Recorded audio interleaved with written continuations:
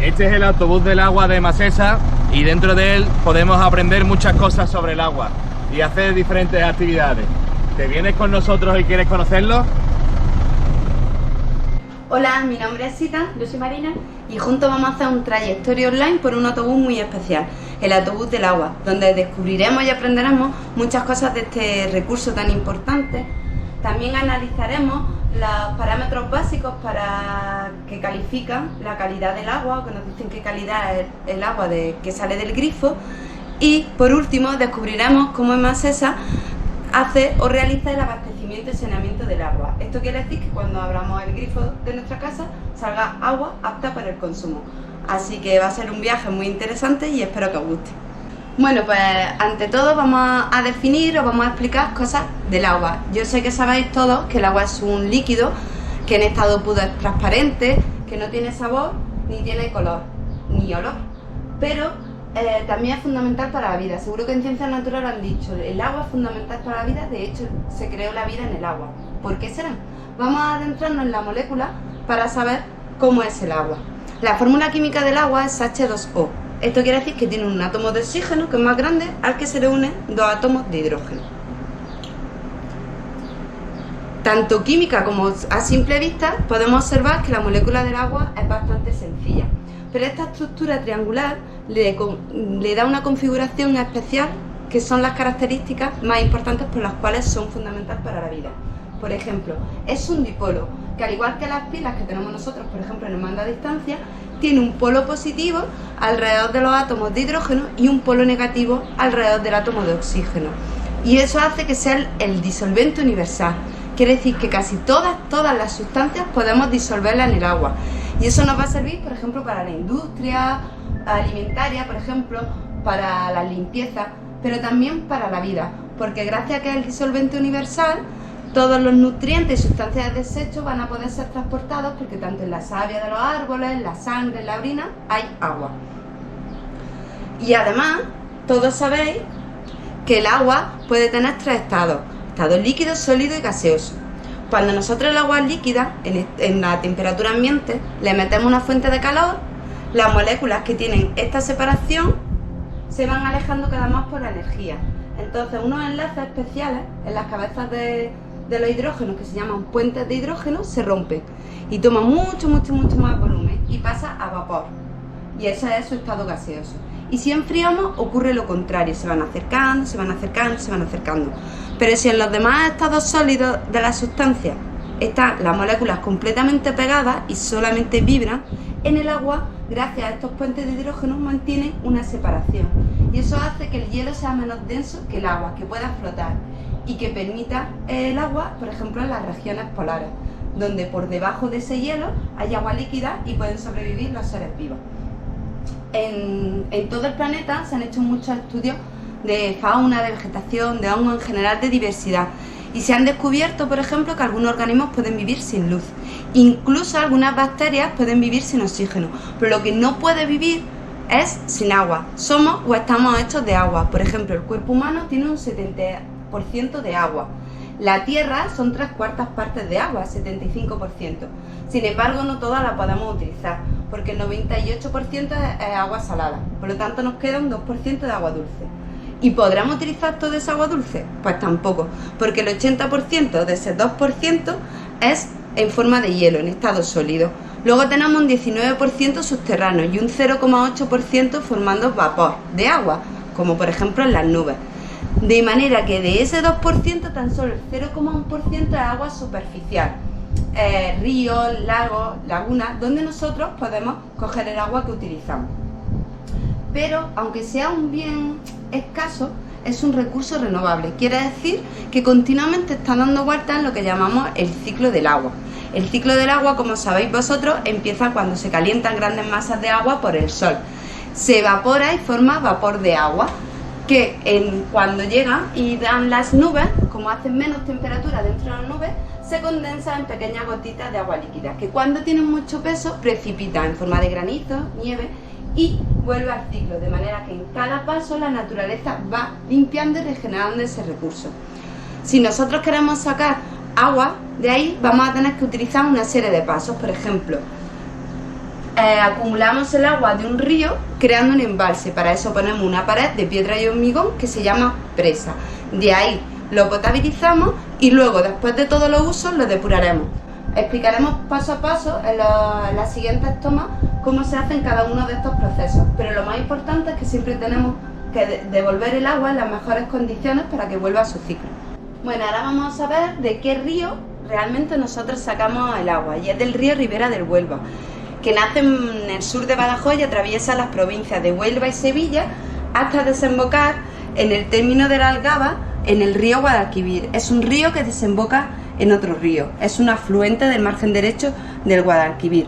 Es un río de aguas caudalosas, es decir, que tiene mucha cantidad de agua, pasa por entornos naturales, por lo que tiene gran diversidad de vegetación y fauna y mucha calidad de agua. Se dice que tiene pocas sales minerales, es un agua blanda de muchísima calidad. Pues a lo largo de su recorrido vemos que tiene diferentes tipos de embalses, envases a Acena, Azufre, La Minilla, y en el término municipal del Ronquillo se une al río Ribera de Cala y juntos llegan al embalse del Jergal, que es de donde Masesa coge el agua que luego va a distribuir a nuestras casas. ¿Dónde la lleva? Pues desde el Jergal por 21 kilómetros llega a Camas, y en Camas está la estación potabilizadora del Carambolo. Allí la limpian, la desinfectan y la guardan en 28 depósitos, de los cuales a través de 4.000 kilómetros de tuberías lo reparten a todas estas poblaciones. Bueno, pues ahora que hemos visto de dónde tenemos el agua que bebemos, vamos a ver cuáles son los tratamientos que recibe antes de llegar hasta nuestras casas y que se puede hacer apta para el consumo y que la podamos beber. Primero tenemos que transportarla desde el embalse del Jergal hasta la estación del Carambolo, que es nuestra estación potabilizadora, que se encuentra en Camas, en la localidad de Camas, en el Aljarafe sevillano. Hasta allí, a través de una red de tubería, desde el embalse del Jergal, llega el agua del río Ribera de Huelva. Y allí, una vez llega allí, es donde se trata.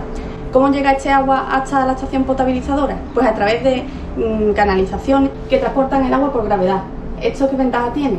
Que no necesitamos energía para transportar este agua. Una vez que llega el agua a la planta potabilizadora del Carambolo, tiene este aspecto. Puede presentar hojas, incluso algunas pequeñas piedras, por lo que debemos de eliminarla. Para ello, la primera fase de potabilización es el desbaste. El desbaste consiste en unas grandes rejas a través de las cuales pasa el agua y que va a eliminar las grandes partículas en suspensión que contiene, que se han podido traer con el transporte. Una vez que hemos eliminado estas grandes partículas, vamos a comenzar con el proceso físico-químico. Una vez ahí, le añadimos floculantes y coagulantes. ¿Para qué sirven? Los coagulantes sirven para que esas partículas que nosotros no vemos y que están en suspensión en el agua hace de pegamento para que se unan y sean más grandes y que las podamos retirar en los siguientes procesos. Estas partículas ya grandes se llaman flóculos. Una vez tenemos el agua a la que hemos realizado procesos físico-químicos, pasa al decantador. El decantador consiste en una gran turbina en la que los flóculos que se han formado en la anterior fase caen por su propio peso hasta el fondo y el agua limpia se retira de la parte superficial. Una vez que tenemos este agua sin flóculo, pasa a otro filtro que serían unas piscinas de arena. A través de esa arena pasa el agua y los restos de flóculos que han podido quedar se eliminan. Pero aún así, aunque tengamos un agua ya bastante clara, este es el agua que sale de las piscinas de arena, de los filtradores, tenemos que desinfectarla para que ésta sea apta para el consumo. ¿Cómo se desinfecta el agua? Añadiéndole cloro. El cloro es el desinfectante más óptimo para eliminar todos aquellos microorganismos que pueden ser perjudiciales para nuestra salud.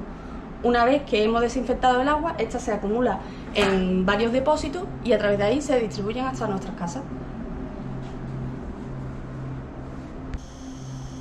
Una vez que hemos utilizado el agua en nuestras casas y junto con la que se filtra por el alcantarillado y la usada en los comercios, juntas llegan a la estación depuradora de aguas residuales, que a partir de este momento llamaremos EDAR. Allí lo primero que se hace con el agua es hacerla pasar por unas rendijas o rejillas que tienen diferentes tamaños, de manera que en las grandes se van a quedar pues, trozos de rama que hayan sido arrastrados, latas, y en las pequeñas se quedarán papeles, colillas, plásticos, que aunque sorprendan, todavía se siguen tirando por el inodoro. A esta operación se llama desbaste. Con todas esas sustancias que hemos recogido se llevan a la superficie a un contenedor para ser reciclada. El agua ya libre de esas sustancias más grandes la hacemos pasar por un desarenador desengrasador, de manera que es como un contenedor grande donde hay un flujo de aire a presión que hace que la grasa que pesa menos vaya a la superficie y la arena muchísimo más pesada vaya al fondo, la cual se succionará y se apartará. El agua ya limpia de arena y de grasa se lleva a una gran piscina que se llama decantador. Ahí las partículas que todavía tiene el agua, pero que son un poquito más pequeñas que la arena, tienen que caer por su peso y a lo largo del tiempo hacia el fondo, formando el fango. Una vez que tenemos el fango y ese agua se ha decantado, vamos a una decantación secundaria, pero antes las pasamos por unas turbinas que hacen burbujear el agua. Tanto el fango como el agua, gracias a unos microorganismos, a unas bacterias, van alimentándose de la materia orgánica que aún queda en el agua, haciéndose cada vez más gordita y bajando otra vez por su propio peso en la segunda decantación. Tras este último tratamiento, el agua llega limpia para ser devuelta al río o al mar. Sin embargo, si observamos que a lo mejor todavía queda un poco de suciedad, se puede realizar algún tratamiento químico para devolver el agua sin que haga daño al medio ambiente. Pero no solo eso, sino que en este proceso de limpieza también hemos conseguido hacer una serie de productos. Por ejemplo, en el metabolismo bacteriano, mientras se está alimentando, producen gas y ese gas nos va a permitir hacer energía eléctrica, y además con todo ese fango de materia orgánica es muy rico en nutrientes que vamos a poder hacer compost para los huertos locales, de tal forma que aparte de hacer el sistema mucho más sostenible, devolvemos el agua en las mejores condiciones para que continúe su ciclo. Bueno, pues una vez que hemos visto cómo se potabiliza y se depura, vamos a ver qué uso realmente hacemos del agua en nuestras casas, que ya hemos visto que es un bien escaso, aunque renovable, pero cada vez estamos alterando su ciclo, por tanto su ahorro es fundamental. Cuéntanos, Marina, ¿qué podemos usar? ¿Para qué usamos el agua en las casas? Pues uno de los usos que tenemos son las cisternas. Aquí tenemos 3 ejemplos de cisternas que podemos tener en casa. ¿Sabes que cada vez que tiramos la cisterna se pueden ir entre 8 y 10 litros de agua potable? No me digas, ¿entre 8 y 10 litros? Pues si yo tiro 1, 2... Bueno, que a veces tiro más, pues tiro menos porque hago más pipí o porque bebo más agua en verano. Eso son un montón de litros al día por cada persona que vive en nuestra casa. ¿Esto hay alguna forma de ahorrar? Aquí tenemos 3 ejemplos de cisternas que sirven para ahorrar agua. La primera es con interrupción de descarga. Si yo pulso el botón, cuando suelto deja de descargar agua, de forma que puedo descargar la cantidad de agua que yo quiera. Ah, mira qué bien. Pero un momento, yo veo aquí que el agua tiene un color raro. En realidad, como te he dicho antes, este agua es perfectamente potable, solo que nosotros le hemos añadido un colorante para que se pueda captar. O sea que cada vez que tiramos la cisterna, aparte de que a lo mejor se pueden ir 10 litros con una cantidad, es perfectamente potable, es agua limpia y perfectamente potable. El segundo método es por interrupción por contrapeso. Si yo tiro de la cisterna, cuando suelte, también se descarga la cantidad de agua que yo desee. Y por último tendremos el de doble descarga, que es el que normalmente tenemos en casa. Tenemos un botón más pequeño, que es la media descarga de la cisterna, y si presionamos el botón completo se descarga entera. Dependiendo del uso que hagamos, pues podremos descargar la media cisterna o cisterna completa. Claro, así no tengo que utilizar los 10 litros, tanto en cada uno de los sistemas. Si a lo mejor voy a hacer pipí, pues a lo mejor tiro poquito, suelto o uso el botón pequeñito. Y si ya es algo pues más grande, pues ya vaciamos la cisterna. Y por ejemplo, las antiguas que no tienen este sistema, o si aún así queremos seguir ahorrando más agua, ¿cómo podemos hacerlo? Con la cisterna, si tenemos una cisterna antigua, también podemos añadirle una botella vieja, meterla dentro de la cisterna, y ese volumen de agua que ocupa la cisterna en la botella no se descarga.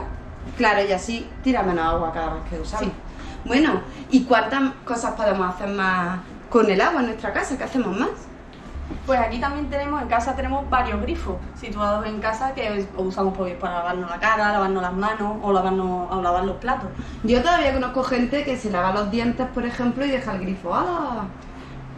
¿Cuánto agua podemos gastar si dejamos el grifo abierto mientras nos enjabonamos y eso? Cada minuto que tenemos el grifo corriendo son 4 litros de agua que se van. 4 litros de agua perfectamente potable. Madre mía, 4 litros. Por lo tanto, si nos enjabonamos, nos lavamos los dientes, es mejor cerrar el grifo para que ese agua no se desperdicie. Claro, y además podemos colocar dispositivos ahorradores en nuestro grifo, como por ejemplo este de aquí.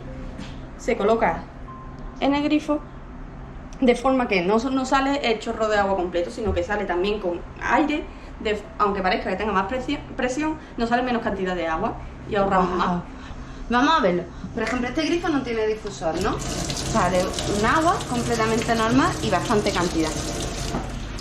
Y un grifo con difusor mantiene la presión, se ve blanca por ese volumen de aire que está cogiendo el agua, sin embargo, ahorramos mucha más cantidad. ¿Hacemos una prueba, Marina? Vamos a practicar un concurso de grifos. Uno sin difusor y otro con difusor. Vamos a ver qué cantidad de agua gasta más. Por ejemplo, si nos fijamos en estas flechitas van a ir subiendo y la que suba más será el grifo que más consuma agua. ¿Preparados? ¿Listos? ¡Ya! Como observáis, el grifo que no tiene difusor está consumiendo o descargando más cantidad de agua que el grifo que le hemos puesto el difusor. Pues la verdad es que esto es un sistema que ahorra mucho, incluso también lavando los platos, porque un lavavajillas gasta unos 20 litros, pero si nosotros nos cerramos el grifo, al final podemos gastar más limpiando los platos con lavavajillas, ¿verdad? Sí, y además te puedo enseñar uno de los grifos que normalmente tenemos en patios de colegios y demás, que es este de aquí con pulsador, que pulsamos y sale el agua el tiempo que está presionado el botón. Pero por ejemplo hay ya grifos mucho más modernos como este de aquí que tiene un sensor. Entonces, solamente con tocarlo puedes controlar el agua que sale. ¡Qué tecnología! Esto está muy bien, sobre todo, por ejemplo, seguro que lo habéis visto en los colegios o en los sitios públicos, por si se nos olvida cerrar el grifo, que él ya se pare. Y así no se desperdicia tanta agua, sobre todo en sitios en los que hay mucha gente utilizando el mismo grifo. ¡Qué bien! Pero ¿me podrías decir cuál es el electrodoméstico que más consume agua en nuestra casa o el uso que más consume agua? La lavadora. La lavadora es el electrodoméstico que más agua consume que tengamos en casa, que gasta entre unos 40 y 60 litros cada vez que hacemos un lavado. Por eso es tan importante reutilizar bien la ropa y que cada vez que hagamos un lavado, la lavadora esté completamente llena, ya que las lavadoras van por capacidad, incluso se pueden hacer lavadoras de 7 y 8 kilos de ropa. Es muy importante reutilizar la ropa que tengamos y además poner las lavadoras completamente llenas. Y una pregunta que te voy a hacer. ¿Tú eres más de ducha o de baño? Siempre de ducha, porque los baños se gasta mucha agua. Una bañera completamente llena son 150 litros de agua cada vez que nos bañamos, pero una ducha se gasta entre unos 50 litros de agua. Claro, pero yo me imagino que hay gente que también se ducha regular. Quiere decir que aunque no llene la bañera, abro el grifo y mientras me estoy echando el champú, estoy cantando y si a lo mejor estoy 30 minutos en la ducha, a 4 litros por minuto serían 120, así que también sería una cantidad muy grande de agua. Es muy importante ser consciente del gasto que hacemos y que cuando nos estemos duchando, al igual que cuando nos cepillamos los dientes, cortar el grifo. Claro, de esta forma, este recurso que es escaso, sobre todo aquí en el sur, en Andalucía, en donde hemos tenido muchos periodos de sequía, podemos ayudar a no gastar demasiada agua. Además de lo que ha comentado antes mi compañero, deciros que es importante qué uso se le da al agua y cómo la utilizamos, ¿no? Cuando limpies, intenta comprar productos de limpieza que sean lo más respetuosos con el medio ambiente, que puedan tener una ecoetiqueta que indique que tienen los máximos productos naturales posibles, ¿no? Y dentro de ello, pues, sobre todo, como él ha comentado, el no arrojar aceite a través de las cañerías y estar pendiente de los consumos de agua. Si vemos que en una factura es muy alta, tanto de precio por el excesivo consumo de agua, igual lo que nos está diciendo es que tenemos una fuga en casa y que tenemos que solucionarlo, ¿no? Gracias a esa reparación, aparte nos ahorraríamos mucho dinero. Dentro de la parte del agua hablamos también de los consumos, ¿no? Ahora mismo en Sevilla, el consumo medio de cada uno de los sevillanos es en torno a unos 113 litros al día. Aunque pueda parecer mucho esa cantidad, es inferior a otras ciudades y otras comunidades y en lo que hay en otras comunidades autónomas. Tal vez tiene en cuenta la tradición que hemos tenido en esta ciudad, en la que hemos perdido, hemos sufrido sequía hace ya tiempo, ¿no? Si hablamos del consumo directo, que pueden ser unos 113 litros al día, también hay otro consumo de agua indirecto, oculto, en cada uno de los productos que también tomamos, que utilizamos, o incluso de los servicios, ¿no? Como pueda ser ir a un bar, por ejemplo. Y bueno, el simple hecho de tomarnos una cerveza, detrás de un vaso de cerveza de 1/4 de litro, pues fijaros, ¿no? En la producción se han gastado 75 litros, ¿no? Si esto pasa con la bebida o como por ejemplo con verduras o cereales, ¿no? Como puede ser para 1 kilo de naranja que se han utilizado 1000 litros de agua, estos consumos aumentan exponencialmente si ya nos vamos a lo que pueda ser a la fabricación de ropa, en el que una simple camiseta de algodón puede estar unos 4000 y pico litros de agua detrás. Pues fijaros ya el tema de la carne, ¿no?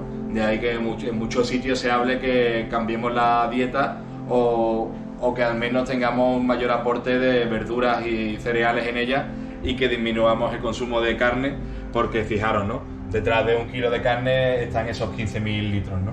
Por lo que no solamente hay que hablar del consumo directo de agua que tenemos cada uno de nosotros, cada ciudadano o empresas o la ciudad, también habría que hablar de la huella hídrica que tiene el país o las actividades que hacemos, ¿no? Y también en estos últimos años se ha desarrollado más el concepto de agua virtual, por si queréis consultar en internet algunos de estos ejemplos.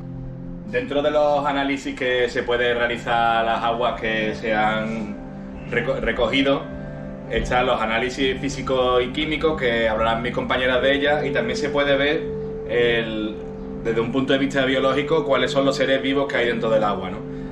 Ellos, el tipo de especies que hay y que podemos encontrar en el agua nos puede servir de indicador de la calidad que tiene el agua y de los contaminantes que pueda tener, ¿no? En el microscopio tenemos fijado lo que es una darnia, que es un pequeño crustáceo microscópico que suelen estar en aguas bastante limpias, ¿no? De hecho, son muy sensibles a la contaminación y en diferentes sitios se utiliza para medir cómo de contaminada está el agua, ¿no? Bueno, pues ahora vamos a medir una serie de parámetros para saber la calidad del agua y vamos a utilizar para ello 2 muestras. En el vaso con el circulito vamos a utilizar agua del grifo directamente de cómo sale en nuestras casas.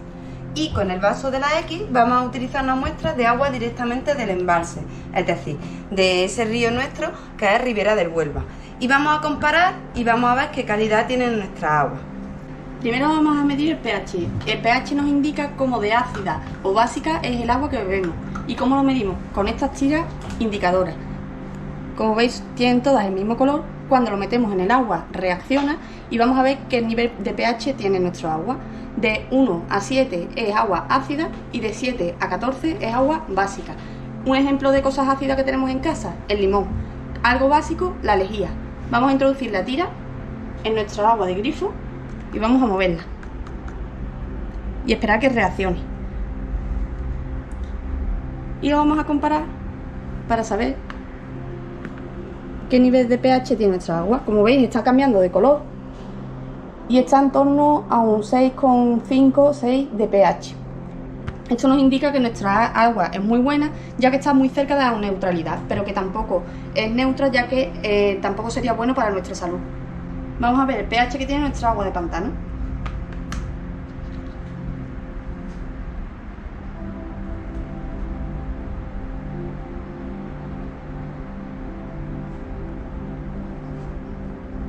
En la muestra de agua de pantano, como veis, el pH está en torno a 6, por lo que indica que no hay mucha diferencia de pH entre el agua que nosotros bebemos en casa y la que cuando la cogemos de Ribera de Huelva. Otra de las medidas que vamos a hacer es la de la turbidez. La turbidez nos indica cuántas partículas en suspensión hay en el agua. Vamos a tomar de nuevo una muestra del embalse y la muestra de agua de nuestro grifo.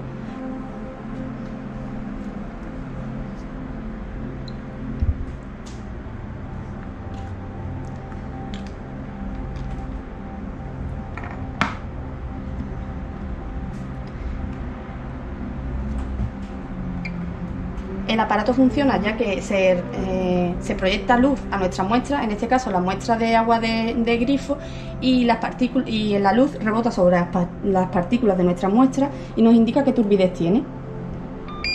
En este caso sería 0,89. La turbidez del agua de nuestro grifo debe estar entre 1 y 5, lo que nos indica que esta está incluso por debajo de 1 y que es muy transparente nuestra agua. Y vamos a hacer la muestra con el agua del embalse.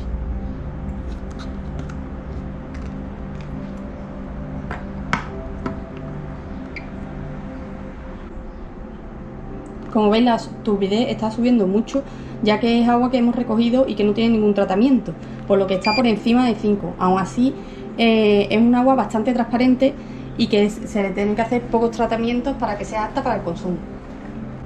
Bueno, pues ahora seguidamente vamos a hablar de la conductividad.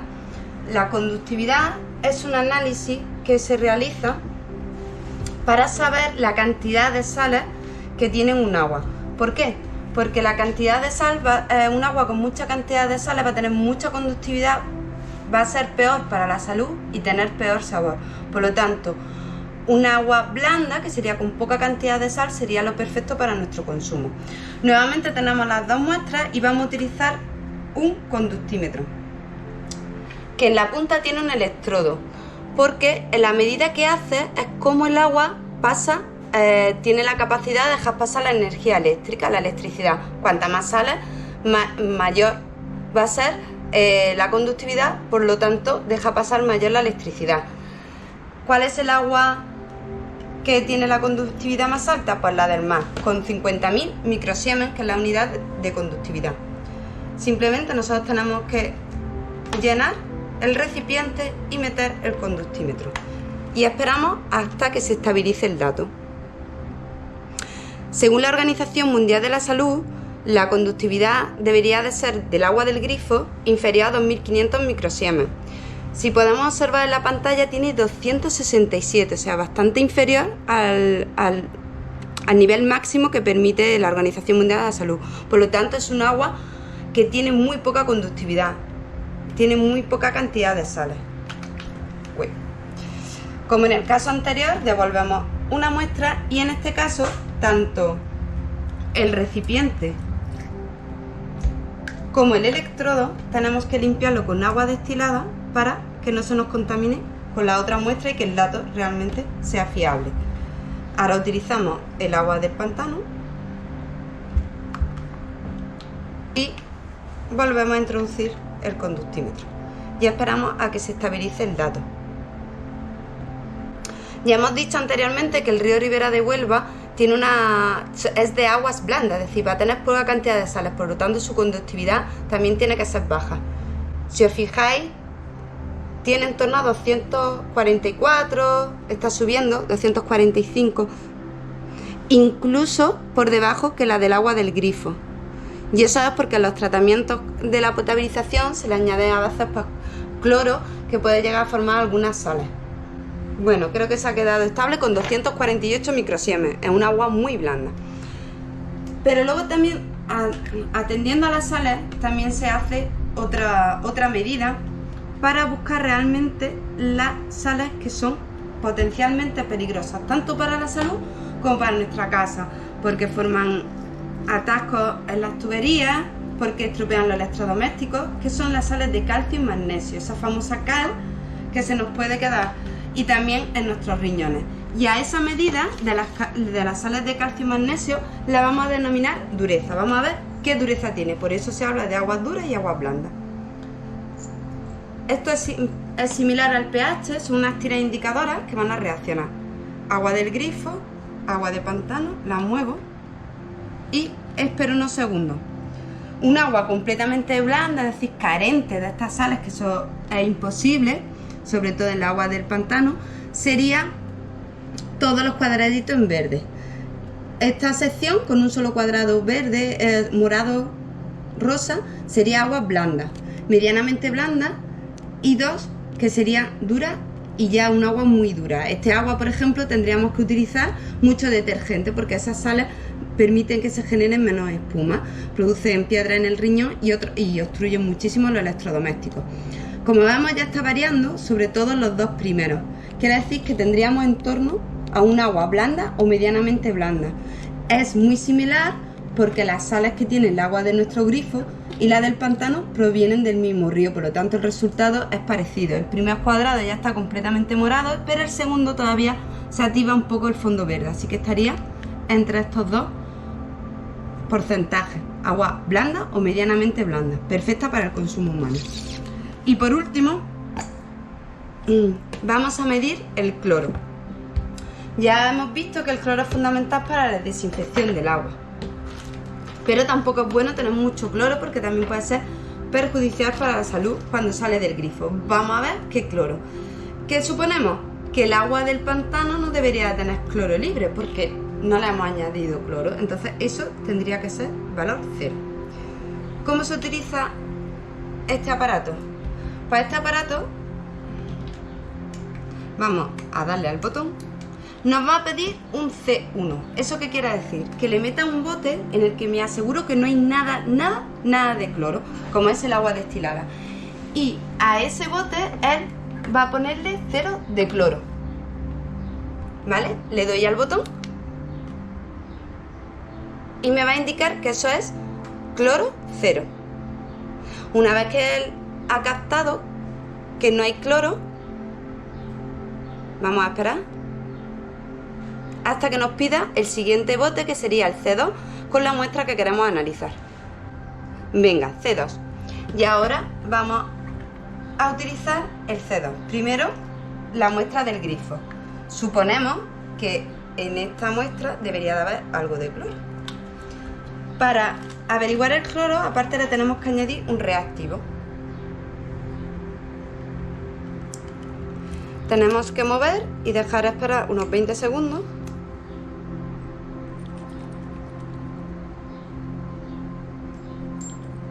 Y se lo añadimos al aparato y volvemos a pulsar para que haga la medida.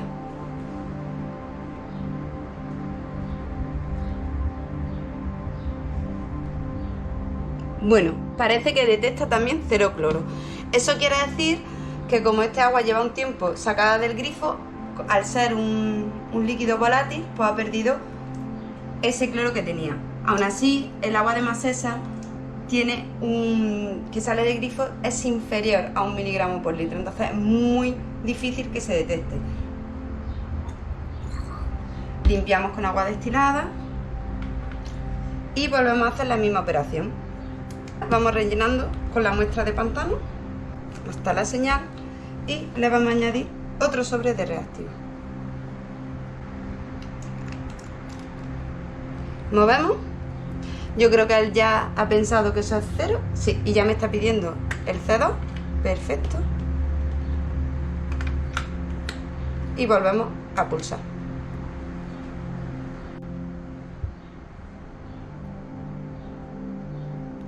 Y como era de esperar, el agua del embalse obviamente tiene 0 de cloro.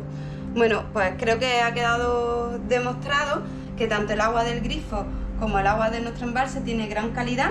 El río del que nos abastecemos tiene un agua muy blanda, con poca cantidad de sales, y los tratamientos que hay que realizarle son muy pocos. Por eso el agua del grifo prácticamente parece casi como el agua del río. Bueno, pues hasta aquí nuestro recorrido virtual por el autobús del agua. Espero que os haya parecido interesante y que recordéis que aunque sea un recurso renovable, es un bien escaso y que debemos proteger. También espero que haya servido todos estos experimentos que hemos hecho para que toméis conciencia de que tenemos mucha suerte del agua que bebemos. Tiene límites por inferior de lo que recomienda la Organización Mundial de la Salud, por lo tanto de muy buena calidad, un agua muy blanda, y tenemos una suerte que Masesa, el proceso de potabilización y depuración muy exhaustivo y concienzudo, de manera que nuestra agua es muy buena y luego se devuelve también al medio sin que afecte nada en la naturaleza. Pues muchísimas gracias y espero que nos veamos pronto. Chao.